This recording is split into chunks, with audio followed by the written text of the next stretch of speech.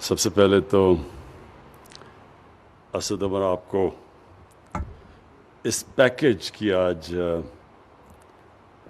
خراج تحسین پیش کرتا ہوں، کیونکہ بڑی دیر سے میں انتظار کر رہا تھا کہ ہم ایک ایسا پیکیج دیں گلگت بلتستان کو جو اس خطے میں صحیح معنی میں ڈیولپمنٹ لے کے آئے۔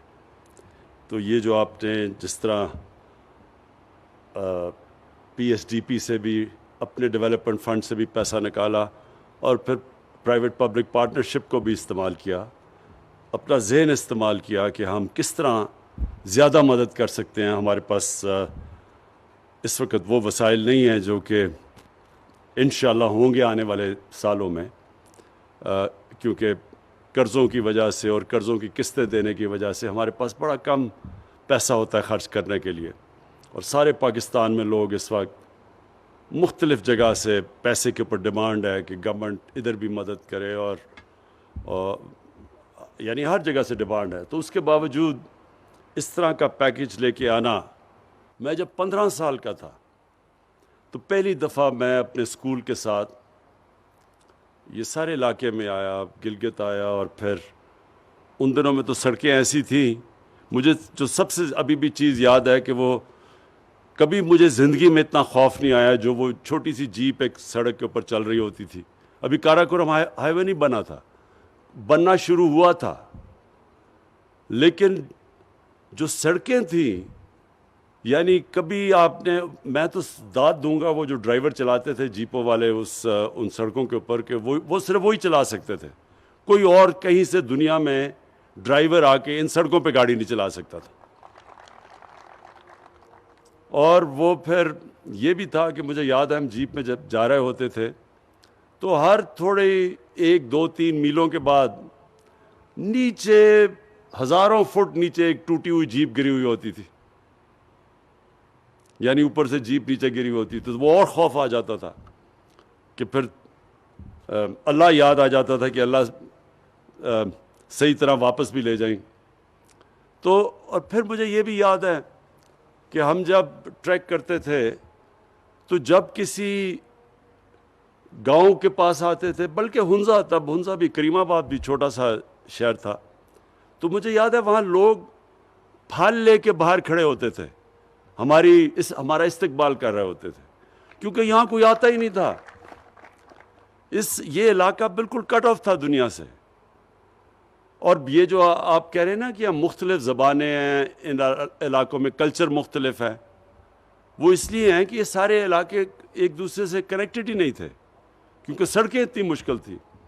مجھے وہاں وہ خاص طور پہ جو سکردو سے جو گلگت کا راستہ ہے، مجھے تب کی بات یاد ہے، وہ لوگ یہ جب کہتے تھے کہ جیسے جو بھی اس سکردو سے گاڑی میں نکلتا تھا گلگت جانے کے لیے، تو پہلے اس کی سارا گھر والا آ کے اس کو خدا حافظ کہنے آتا تھا، کیونکہ ان کو لگتا تھا کہ شاید واپس نہیں آئے گا۔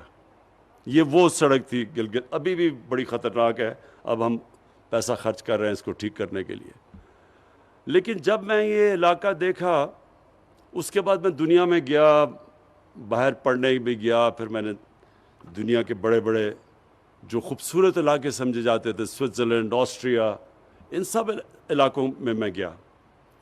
تو جب بھی میں گیا مجھے اس چیز کا فخر ہوتا تھا کہ میرے پاکستان میں ایک ایسا علاقہ ہے جو دنیا میں کوئی اس علاقہ اس کا مقابلہ نہیں کر سکتا، وہ میرا گلگت بلتستان ہے۔ اور اس کے بعد بھی ایک تو میں کرکٹ میں مصروف ہو گیا، گرمیوں میں باہر کرکٹ کھیلتا تھا۔ جیسے ہی میں باہر کرکٹ سے فارغ ہوا تو پہلی چیز میں نے کی، پھر واپس آیا اس علاقے میں، اور آپ یقین کریں کہ پاکستان میں جو اپنے میرے دوست تھے لاہور سے، وہ آنا ہی نہیں چاہتے تھے، ان کو خوف تھا کہ پتہ نہیں وہاں جائیں گے، وہ عجیب سا، کوئی اس علاقے میں آیا ہی نہیں تھا۔ تو میں اپنے باہر سے جو میرے دوست تھے، وہ میرے دوست آیا کرتے تھے یہاں میرے ساتھ، میرے جو لاہور میں بڑی مشکلوں سے کسی ایک آدھ کو کھینچ کے لاتا تھا، باقی یہاں سے آتے ہی نہیں تھے۔ تو باہر سے جب لوگ آئے، میں آپ کو یقین دلاتا ہوں کہ ایک میرا جو بھی باہر سے میرے دوست یہاں جب آئے، سب نے ایک ہی چیز کہی کہ اس سے خوبصورت دنیا میں کوئی علاقہ نہیں ہے۔ تو تب سے میں نے یہ سوچا کہ اللہ نے کبھی مجھے موقع دیا تو جب میں اس علاقے کے لیے کچھ کروں گا، میں صرف اس علاقے کی مدد نہیں کروں گا، میں اپنے ملک کی مدد کروں گا۔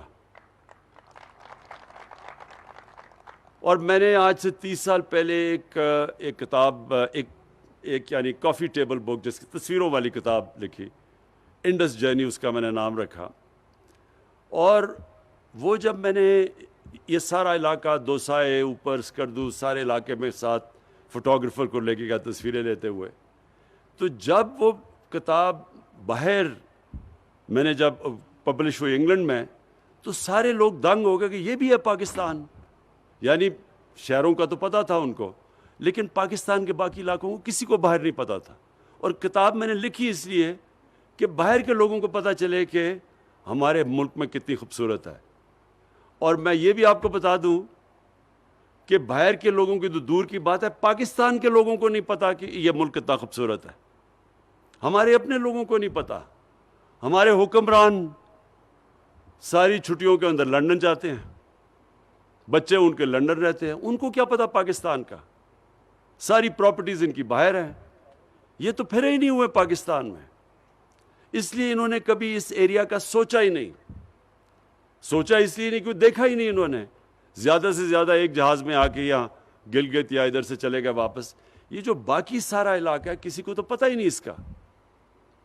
تو جب ہماری حکومت آئی تب سے ہمارا فیصلہ یہ تھا کہ ہم اس خطے کا جو پوٹینشل ہے اس کو اوپر لے کے آئیں۔ باقی ساری چیزیں ایک طرف، ہاں انڈسٹریل زون بھی ہونی چاہیے، لیکن انڈسٹریل زون بھی صرف ایک ایسی فوڈ پروسیسنگ انڈسٹری کی ہونی چاہیے، کیونکہ آپ کی جو قربانی ہے یہاں، یہ بھی میں آپ کو بتا دوں دنیا میں میں نے کبھی اس طرح کی قربانی ٹیسٹ نہیں کی جو یہ اس علاقے میں ہے۔ سارے نگر ہنزا ایسی کتنی کہیں دنیا میں نہیں ایسی، لیکن وہ لاسٹ نہیں کرتی، آپ اس کو لے جا نہیں سکتے باہر، وہ بڑی جلدی خراب ہو جاتی ہے۔ تو جو فوڈ پروسیسنگ ہے اس کی بہت بڑی گنجائش ہے، تو اس طرح کی انڈسٹری تو لگ سکتی ہے، لیکن اصل آپ کا پوٹینشل ٹورزم کا ہے۔ اور ابھی چیف منسٹر صاحب نے مجھے پریزنٹیشن دی سوئٹزرلینڈ کا اور گلگت بلتستان کا موازنہ کیا ہوا ہے۔ یہ دگنا علاقہ ہے سوئٹزرلینڈ سے، زمین میں یہ دگنا علاقہ ہے، یہ صرف جو گلگت بلتستان ہے۔ اس کے علاوہ اس علاقے میں جو پہاڑ ہیں، جو خوبصورتی ہے، وہ سوئٹزرلینڈ سے بہت زیادہ ہے۔ آدھے تو دنیا کے جو بڑے اونچے ترین پہاڑ ہیں، 12 یہ جو سب سے بڑی پیکس ہیں، تقریباً آدھی تو اس علاقے میں گلگت بلتستان اور یہاں۔ تو یہاں جو پوٹینشل ہے ٹورزم کا کسی کو اس ملک میں اندازہ نہیں ہے۔ میں صرف آپ کو فگر دیتا ہوں، میں نے 2 فگرز دیکھی ہیں کہ سوئٹزرلینڈ ٹورزم سے کتنا پیسہ کماتا ہے۔ تو پہلے آپ یہ دیکھ لیں کہ پاکستان کا جو ساری ہم ایکسپورٹ کرتے ہیں، ساری پاکستان کی ایکسپورٹس مشکل سے $25 ارب ہے، اور ماشاءاللہ ہمارے دور میں اب یہ بڑھ رہی ہیں ایکسپورٹس۔ سوئٹزرلینڈ صرف ٹورزم سے 60 سے 80 ارب ڈالر کماتا ہے۔ تو آپ یہ سوچیں کہ اگر وہ آدھا ہے ہمارا گلگت بلتستان سے، اگر ہم اس کو ڈیولپ کر لیں تو آپ سوچیں کہ میں کہتا ہوں کہ آپ کا تو فائدہ ہوگا ہی یہاں، لیکن ہمارے ملک کا کتنا فائدہ ہوگا، سارے پاکستان کا کتنا فائدہ ہوگا۔ ہمیں فورن ایکسچینج ملے گا، آپ کو روزگار ملے گا، خوشحالی آئے گی۔ تو دونوں کے لیے تو یہ جو ہم پیکج لے کے آئے ہیں، یہ صرف آپ کی بھلا کے لیے، آپ کے لیے بہتری کے لیے نہیں لے کے آئے، یہ سارے پاکستان کے لیے لے کے آئے ہیں، کیونکہ اس کا فائدہ سارے ملک کو ہوگا۔ جب گلگت بلتستان اپنی آپ کو ٹورزم کے لیے تیار کرے گا، صحیح معنی میں ڈیولپمنٹ ہوگی، سارا فائدہ سارے ہمارے ملک کو ہوگا۔ آج ایک داد دینا چاہتا ہوں، میرے سے بڑے بڑے غلط فیصلے بھی ہو جاتے ہیں، میں ٹکٹس دینے میں بھی میں جب دیکھتا ہوں ماضی میں تو میں سمجھتا ہوں میں نے بڑی بڑی غلطیاں کی پارٹی کے ٹکٹس دیتے ہوئے۔ کئی جگہ میں اب سوچتا ہوں کہ اگر مجھے پہلے موقع ہوتا تو میں اس طرح نہیں، اس کو وزیر بنا دیتا، اس کو نہ کرتا، یہ میں سوچتا رہتا ہوں سارا وقت۔ لیکن مجھے جو آج بڑی خوشی ہے کہ اس ایک فیصلہ جو کیا، جو میں اللہ کا شکر کرتا ہوں کہ میں نے صحیح فیصلہ کیا، وہ خالد کو آپ کا وزیر اعلیٰ بنانے کا۔ اس کی وجہ کیا ہے؟ دیکھیں، ایک انسان، ہمارے بدقسمتی سے ہمارے جو لوگ، جو انسان ہمارے پولیٹکس میں آتے ہیں، وہ 3 طرح کے لوگ ہوتے ہیں۔ ایک وہ لوگ ہوتے ہیں جو کہ پولیٹکس میں صرف اور صرف اپنی ذات کو فائدہ پہنچانے کے لیے آتے ہیں۔ اور ان کے اندر بھی 2 کیٹیگریز ہوتی ہیں۔ ایک اپنی ذات کو فائدہ پہنچانے کے لیے آتے ہیں، لیکن کوئی غیر قانونی چیز کر کے نہیں، بس اپنی پوزیشن کا فائدہ اٹھانے کے لیے۔ حالانکہ اگر میں اقتدار سے اپنی ذات کو فائدہ پہنچاؤں تو اس کو کرپشن کہتے ہیں۔ کرپشن کی ڈیفینیشن یہ ہے کہ میں اپنے اقتدار کو استعمال کروں اپنی ذات کو فائدہ پہنچانے کے لیے۔ لیکن ہمارے کیونکہ اتنا بدقسمتی سے پولیٹکس میں اخلاقیات اتنی گر چکی ہیں کہ اس کو کوئی کرپشن نہیں سمجھتا۔ اور اس کے دوسری جو لوگ ہیں وہ ہیں جو یہاں سے پیسہ چوری کر کر کے ملک سے باہر لے کے جاتے ہیں۔ یہ اس ملک کے سب سے بڑے غدار اور سب سے بڑے مجرم ہیں۔ 2 طرح نقصان پہنچاتے ہیں۔ ایک، وہ پیسہ چوری کر لیتے ہیں جو ہمارے ملک میں خرچ ہونا چاہیے۔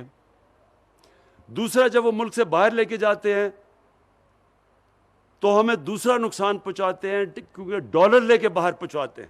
تو جب ڈالر ملک سے باہر جاتا ہے، ہمارے روپے پہ پریشر پڑتا ہے، روپیہ کمزور ہو جاتا ہے، روپیہ گرنا شروع ہو جاتا ہے۔ اور جب روپیہ گرتا ہے تو ساری چیزیں مہنگی ہو جاتی ہیں، ملک میں غربت آ جاتی ہے۔ تو ایک تو یہ ہے کہ اور ساری دنیا میں اس طرح کے جو پولیٹکس میں آتے ہیں نا، اور نام لیتے ہیں عوام کا اور اقتدار میں آ کے اپنا پیٹ پالنا شروع کر دیتے ہیں، ان کو ساری دنیا میں برا بھلا سمجھا جاتا ہے، ایسے پولیٹیشنز کو۔ دوسری کیٹیگری، اور اس میں کافی لوگ فٹ ان ہو جاتے ہیں، اور وہ ایسے ہوتے ہیں کہ وہ اقتدار سے فائدہ بھی اٹھاتے ہیں، لیکن وہ کچھ لوگوں کے لیے بھی کام کر دیتے ہیں، لیکن کام وہ کرتے ہیں جس سے ووٹس مل جائیں، لیکن زیادہ تر اس کیٹیگری میں لوگ آ جاتے ہیں۔ اور پھر ایک خاص کیٹیگری ہے، جب اس کیٹیگری میں زیادہ لوگ آ جائیں وہ ملک اوپر آ جاتا ہے۔ وہ ہے جدھر سیاست ایک عبادت بن جاتی ہے۔ وہ سب سے بڑے دنیا کے لیڈر ہمارے نبی صلی اللہ علیہ وسلم نے، انہوں نے ہمیں ایک راستہ دکھایا کہ انہوں نے ان کی جو ریاست تھی، جو ان کا اقتدار تھا، وہ صرف اور صرف عوام کی بہتری کے لیے تھا۔ اپنی ذات انہوں نے بالکل بیچ میں سے نکال دی۔ تو جو بھی جیسے پہلے تو بہت ہی غریب تھے، امہ مدینہ کی ریاست میں بڑا برا حال تھا، لیکن جیسے جیسے پیسہ آیا وہ سارا پیسہ انہوں نے لوگوں کے اوپر خرچ کیا، نچلے طبقے کو اوپر اٹھانے کے لیے خرچ کیا، کمزوروں کے لیے، معذوروں کے لیے، بیواؤں کے لیے، یتیموں کے لیے۔ دنیا کی تاریخ کی پہلی فلاحی ریاست بنا دی، اور اپنے لیے کوئی محل نہیں بنائے، اسی مسجد نبوی میں جس دن پہلے دن مدینہ آئے تھے اسی میں رہے، سادگی میں زندگی گزاری۔ آج تک ہم ان کے لیے جان دینے کے لیے تیار ہیں، آج تک ہم ان سے اتنی عشق کرتے ہیں، ہمارے دلوں میں وہ بستے ہیں۔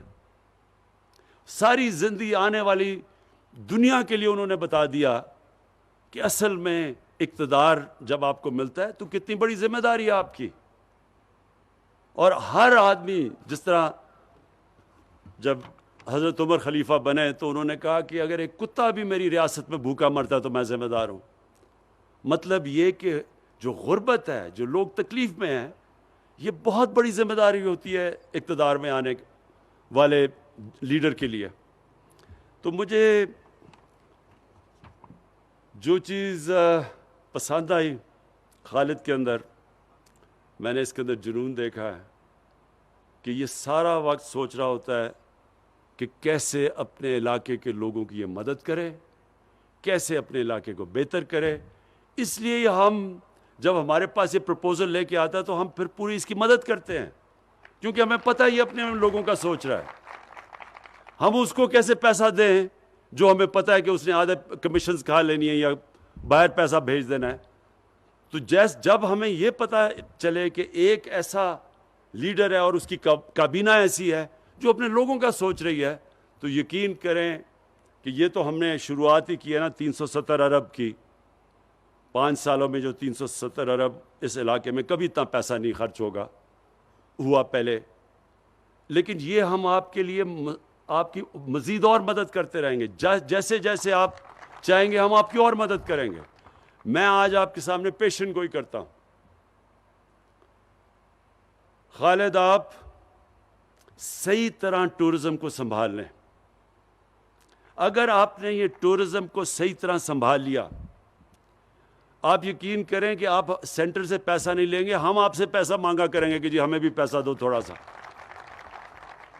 یہ آپ ادھر بیٹھے ہوئے ہیں، آپ کو پتہ ہی نہیں ہے کہ آپ اللہ نے آپ کو کس نعمت سے نوازا ہوا ہے. ہمیں بھی، پاکستانیوں کو بھی. لیکن آپ جس خطے میں بیٹھے ہوئے ہیں، دیکھیں یہ وہ علاقہ ہے جدھر سردیوں اور گرمیوں میں دونوں ٹورزم ہوگی. آہستہ آہستہ لوگوں کو سمجھ آ رہی ہے اسکیئنگ.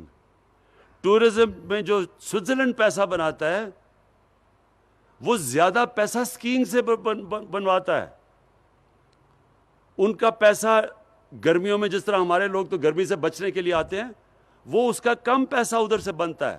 زیادہ پیسہ بنتا ہے جب وہ اسکیئنگ کے لیے جب لوگ آتے ہیں تو ان کے لیے جو وہ سروسز پرووائڈ کرتے ہیں، جو ہوٹلز بناتے ہیں، ادھر لوگ پیسہ خرچ کرتے ہیں.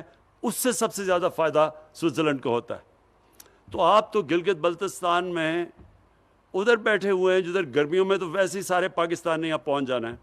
وہ گرمی میں نیچے لوگ تو یعنی دعا کر رہے ہوتے ہیں کسی طرح یہ ٹھنڈے علاقوں میں آئے. تو پہلے تو آپ کو وہی فائدہ ہے. باہر سے ٹورزم آئے یا نہ آئے، پاکستان نے تو پہنچ ہی جانا ہے یہاں. جیسے جیسے آپ کی کنیکٹیوٹی بڑھتی رہے گی. اور یہ آپ نے بڑی اچھی بات کی کہ جب لاہور سے فلائٹ آئی اسکردو تو ہوٹلز میں جگہ ہی نہیں تھی. ویسے بھی اگر وہ نہ بھی لاہور سے فلائٹ ہے، ویسے ہی آپ کے ہوٹلز میں جگہ نہیں تھی. جب میں 3-4 سال پہلے اپنے بیٹوں کو لے کے آیا تھا یہاں، تو تب بھی آپ کے سارے ہوٹل بھرے ہوئے تھے. سب سے بڑا پوٹینشیل یہ ہے جو ہم مدد آپ کی کریں گے. انشاءاللہ آپ کو جو قرضے دلوائیں گے، آپ نے اپنی یہ جو ٹورزم انڈسٹری کے لیے بڑی پلان طریقے سے کام کرنا ہے. بیکاز یہ بھی بات سن لیں کہ اگر آپ نے یہ صحیح طرح نہ کیا تو ٹورزم نہیں آئے گی.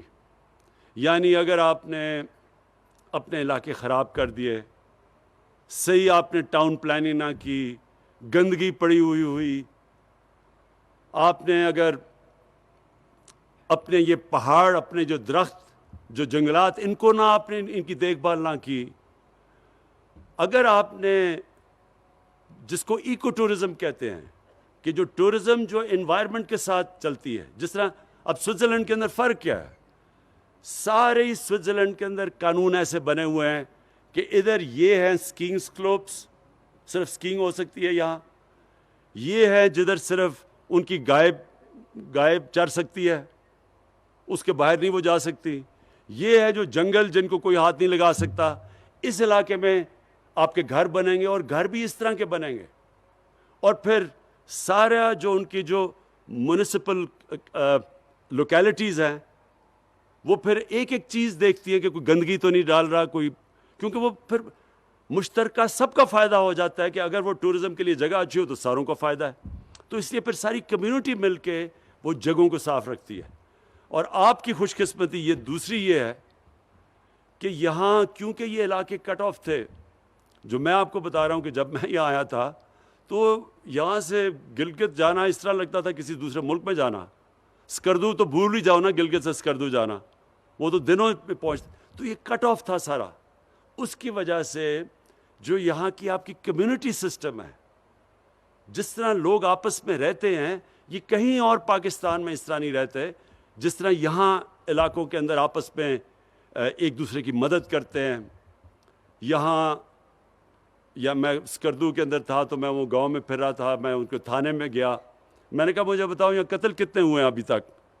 انہوں نے کہا ساری تاریخ میں نہیں قتل ہوا اس تھانے میں. آپ سوچیں کہ اگر ہم پختونخوا جا کے کسی تھانے میں دیکھیں تو وہاں کیا فرق نظر آئے گا. انہوں نے کہا ساری تاریخ کے اندر اس تھانے میں قتل ہی نہیں ہوا کبھی. اور پھر کوئی سیکٹیرین وہ انہوں نے اس کے علاوہ کوئی وہ مسائل ہی نہیں. تو کمیونٹی مل کے اپنے مسئلے حل کرتی ہے. اس لیے آپ کے لیے بڑا آسان ہوگا بائی لاز کے اوپر عمل کروانا, صفائی رکھنا. ٹورزم کے لیے آپ اپنے گاؤں کو اور اپنے جو علاقے ہیں ان کو بچا کے رکھ سکتے ہیں آپ, کیونکہ آپ کے پاس وہ کمیونٹی ہے. اور انشاءاللہ آپ کے جو لوکل گورنمنٹ الیکشن ہوں گے اس سے آپ ایک صحیح معنی میں ایک سسٹم بنا سکتے ہیں جو کہ اس سارے علاقے کو بچا سکتا ہے. اور ہم یہ جو پروجیکٹس ہیں, میں صرف آپ کے لیے یہ اناؤنس ضرور کرنا چاہتا ہوں, 370 ارب کا 5 سال میں پیکیج ہے. ہائیڈل پاور جنریشن اور لوکل ڈسٹریبیوشن نیٹ ورک, اس کے لیے ابھی اسد عمر نے اناؤنس کیے سارے فنڈز. ٹورزم کے ساتھ کنیکٹیوٹی, جو کنیکٹیوٹی ہے وہ بڑا امپورٹنٹ ہے. اس میں جو ہم کوشش کر رہے ہیں اب آپ کے لیے آسان کرنے کے لیے, وہ جو بابو سر کی وہ جو ٹنل ہے جس سے سارا ایک اور مل جائے گا, یعنی اگر لینڈ سلائڈ بھی آتی ہے تو آپ کے پاس آلٹرنیٹیو روٹ ہوگی. پھر یوتھ سکلز اور اسکالرشپس, یہ بڑا ضروری ہے اپنے نوجوانوں کے اوپر انویسٹ کرنا, ویلیو ایڈ کرنا. اور ہیلتھ, سارا جو آپ کا ہیلتھ سسٹم ہے اس کی سب سے زیادہ ضرورت ہے کہ اس کی اپ گریڈیشن کرنی.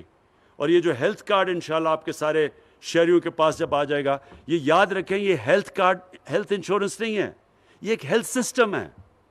اس کی وجہ سے پرائیویٹ سیکٹر کے لوگ آپ کے علاقے میں آ کے ہاسپٹلز بنائیں گے اب, کیونکہ ان کو پتہ ہوگا کہ لوگوں کے پاس ہیلتھ انشورنس ہے اور اس کے ذریعے وہ اپنا علاج کروا سکتے ہیں. پھر واٹر اور سینیٹیشن, جو اسکردو کی بات کی کہ وہاں خاص طور پہ سیوریج سسٹم کی بڑی ضرورت ہے, کیونکہ وہ اتنی آپ کے یہ گلگت اور وہ اسکردو اتنی تیزی سے پھیل گئے ہیں کہ وہاں سیوریج سسٹم کی ضرورت ہے, نہیں تو وہ سارا پانی جائے گا دریاؤں میں جو نیچے تک جاتا ہے. اور پھر اسمال اور میڈیم انڈسٹری, دیکھیں جب آپ انڈسٹریلائزیشن کی بات کرتے ہیں نا کہ سی پیک پہ انڈسٹریلائزیشن ہو, انڈسٹریلائزیشن بھی وہ بڑی یعنی وہ وسیع ایک چیز ہے انڈسٹریلائزیشن. اس کے اندر اسمال اور میڈیم انڈسٹری جو ہے وہ یہاں کامیاب ہوگی, جس کے اندر میں نے آپ کو کہا کہ یہ جو آپ کی فوڈ پروسیسنگ ہے اور اس طرح کی, تو انشاءاللہ وہ بھی اس میں بھی پوری مدد کریں گے. اور پھر جو آپ کا انفراسٹرکچر ہے اس کی ایکسپینشن, آپ کے ایئرپورٹس کو بڑا کریں تاکہ بالکل ٹھیک آپ کہہ رہے ہیں یہاں ڈائریکٹ اب اسکردو میں انٹرنیشنل فلائٹس آیا کریں گی. کوشش کرتے ہیں, مجھے گلگت میں کافی مشکل لگ رہا ہے لیکن ہم کوشش کریں گے کیسے آپ کی مدد کر سکتے ہیں کہ یہاں بھی فلائٹس ڈائریکٹ آ سکے. ابھی تک تو صرف اسکردو جا سکتی ہیں.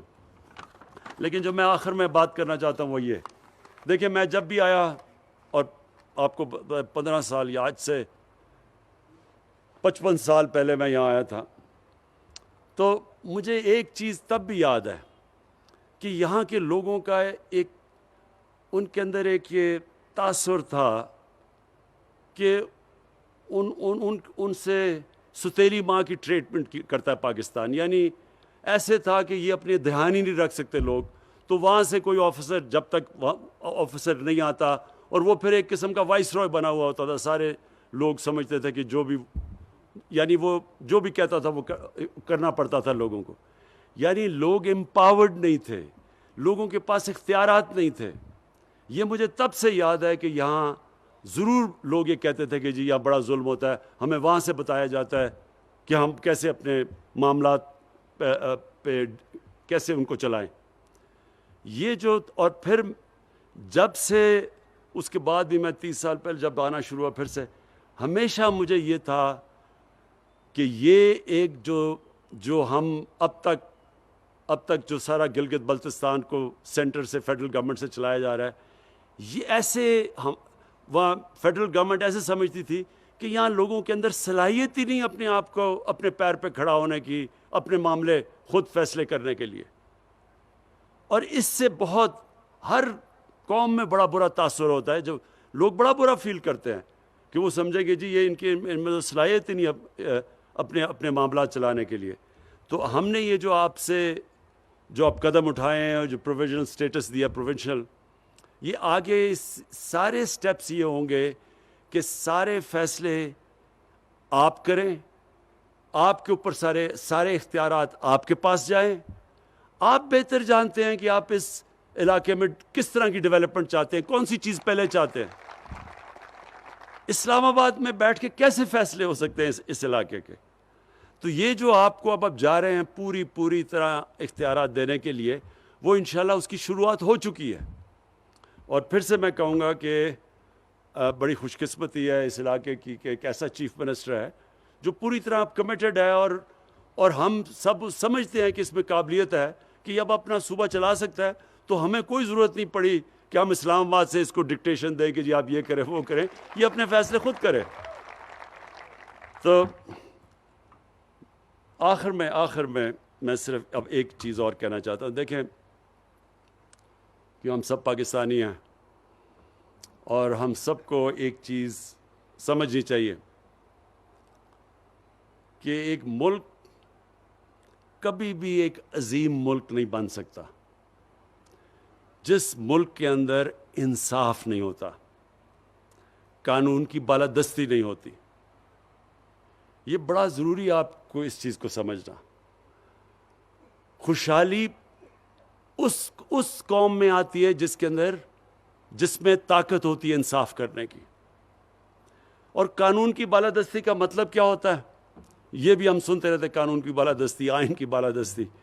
قانون کی بالادستی کا صرف ایک مطلب ہوتا ہے کہ طاقتور کو قانون کے نیچے لے کے آنا, کمزور اور طاقتور قانون کے سامنے ایک برابر ہونا. جب ہماری نبی صلی اللہ علیہ وسلم نے کہا تھا کہ اگر میری بیٹی بھی جرم کرے گی تو اس کو سزا دی جائے گی, وہ بھی قانون کے اوپر نہیں ہے. اور پھر کہا کہ تمہارے سے پہلے بڑی قومیں تباہ ہوئیں, جس طاقتور کے لیے ایک قانون اور کمزور کے لیے دوسرا. یہ اپنے ذہن میں ڈال لیں کہ جو قوم جس میں اخلاقی جرأت نہیں ہوتی طاقتور کو قانون کے نیچے لانے کی, وہ کبھی خوشحال نہیں ہو سکتی. کیونکہ جو چھوٹا چور چوری کرتا ہے وہ تو جس کی چوری کرتا ہے اس کو نقصان پہنچاتا ہے. لیکن جب آپ کے طاقتور چوری کرتے ہیں, ملک کے سربراہ, وزیر اعظم, وزیر, جب تکڑے لوگ, طاقتور لوگ چوری کرتے ہیں, وہ ملک کو تباہ کر دیتے ہیں. کیونکہ وہ جب چوری کرتے ہیں, وہ تو چوری کرتے ہیں اربوں میں. اب وہ جب اربوں میں چوری کرتے ہیں, وہ اربوں روپیہ اپنے بستر کے تو نہیں چھپا سکتے, لہٰذا اس کو ملک سے باہر بھیجتے ہیں. اور یہ ہمارا ہی نہیں, یہ ساری دنیا کے اندر غریب ملکوں کی یہی داستان ہے. جو دنیا میں مقروض اور غریب ملک ہے اس کو اٹھا کے دیکھ لیں, ان کے بھی طاقتور لوگ, ان کے وزیر اعظم, ان کے صدر, وہ ملک سے پیسہ چوری کر کے باہر لے کے جاتے ہیں. ان کے بھی بڑے بڑے محلات ہیں مغربی کیپٹلز کے اندر, لنڈن میں, نیو یارک میں, فرانس میں. تو جب تک ایک معاشرہ ان لوگوں کو قانون کے نیچے نہیں لے کے آتا, ان کا احتساب نہیں کرتا, چھوٹے چھوٹے لوگوں کا احتساب کرنا, پٹواریوں کا اور یہ تھانے دار, اس سے کوئی فرق نہیں پڑتا. ہماری نیب 20 سال سے چل رہی ہے, کیا کرپشن کب ہوئی ہے پاکستان میں؟ صرف اب نیب نے بڑے بڑے لوگوں کے اوپر ہاتھ ڈالا ہے, یہ صرف ہمارے دور میں. ہمارے دور سے پہلے کبھی نیب نے بڑے لوگوں کو ہاتھ نہیں ڈالا. اور یہ اب پاکستان کی انشاءاللہ ہماری خوشحالی کے لیے, ہمارے بچوں کے مستقبل کے لیے اب ایک ایسی سٹرگل اور جد و جہد چل رہی ہے. جب بھی ہم جیتیں گے, طاقتور کو قانون کے نیچے لے کے آئیں گے, یہ وہ ملک بنے گا جو آج سے 70 سال پہلے بننا چاہیے تھا, جو آج سے 50 سال پہلے بن رہا تھا. یہاں تیزی سے ہم سارے علاقوں میں ہم سب سے تیزی سے اوپر جا رہے تھے. میں تو ایک ڈیموکریٹ ہوں, میں تو کبھی بھی کسی ڈکٹیٹر کی حمایت نہیں کر سکتا, لیکن مجھے افسوس سے کہنا پڑتا ہے کہ جو تب جس تیزی سے ڈیولپمنٹ پاکستان میں ہو رہی تھی, ہمیں یاد ہے وہ دن جس تیزی سے ہمارا ملک اوپر جا رہا تھا. اور وہ ہمارا ملک صرف اس لیے اوپر نہیں گیا کہ جو حکمران آئے انہوں نے بجائے عوام کا سوچنے کے اپنے پیسے بنانے شروع کر دیے. تو یہ ہے ہمارے اب اسٹرگل، اور یہ ہے جد و جہد. اور قومیں اپنی آزادی، اپنی خوشحالی جد و جہد کر کے لیتی ہیں. کبھی بھی ہم چپ کر کے بیٹھے رہے اور سمجھیں کہ کے کوئی قوم آزاد ایسے تو نہیں ہوتی. آزادی کے لیے قوم لڑتی ہے، جد و جہد کرتی ہے. یہاں بھی ایک کرپٹ مافیا بیٹھا ہوا ہے، اس کے خلاف اب پوری، اس سے آزادی لینے کے لیے پوری جد و جہد ہے. اور انشاءاللہ میرا یہ ایمان ہے کہ اللہ نے میری ٹریننگ ہی کروائی ہے مقابلے کے لیے، ان چوروں کو ہرانے کے لیے انشاءاللہ.